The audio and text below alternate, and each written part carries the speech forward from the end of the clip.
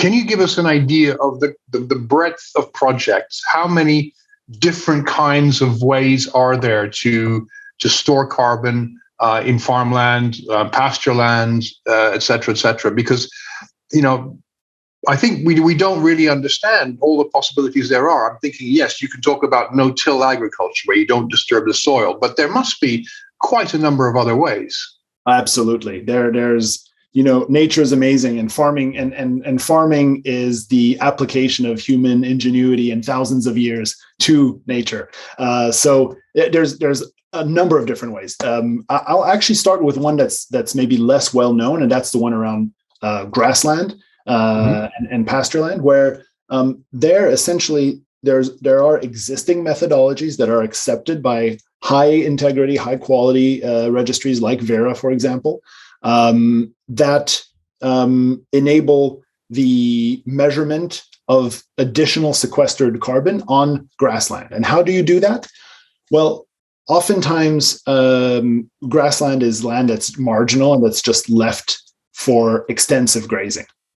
Now, oftentimes that land has never seen any fertilization.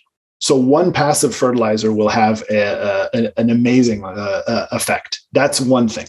Secondly, biodiversity. By adding a species of grass, and hopefully a native grass species or nitrogen fixing one, you can make sure that you are increasing soil health and increasing the amount of essentially biomass you're creating on every square acre.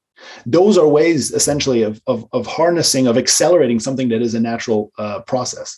If on top of that, you do something like rotational grazing, then what you're doing is you're mimicking millions of years of evolution, where grassland ecosystems, be they the Serengeti or the high plains of the US or the Pampas of Latin America, they developed thanks to large herds of roaming herbivores that would come and graze and leave their manure and move on. And that is a cycle that sequesters carbon. That's how our soils were built. That is how the Corn Belt is the Corn Belt. So that's just one example. And then there's, tree crops, whole orchard recycling, where you mulch trees that have stopped being productive and you return them to the soil, essentially.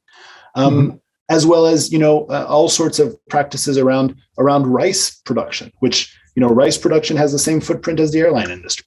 So there's a lot of different ways in which you can harness nature to do this in a way that supports production agriculture. It's very important to understand this, that this is not it's not either or.